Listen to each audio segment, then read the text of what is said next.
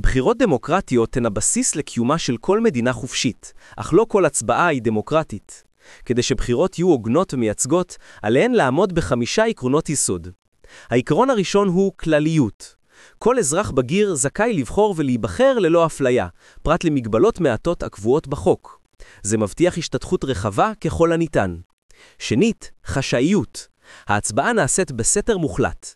אף אחד מלבד המצביע עצמו אינו יודע במי הוא בחר. זו הדרך להבטיח שלא יופעל לחץ חיצוני או סחיטה על הבוחרים. שלישית, מחזוריות.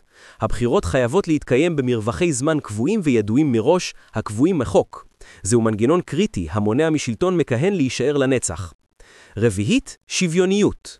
קולו של כל מצביע שווה בדיוק לקולו של כל מצביע אחר. אין קולות חשובים יותר או פחות, מה שמבטיח שוויון פוליטי מלא. ולבסוף, התמודדות חופשית.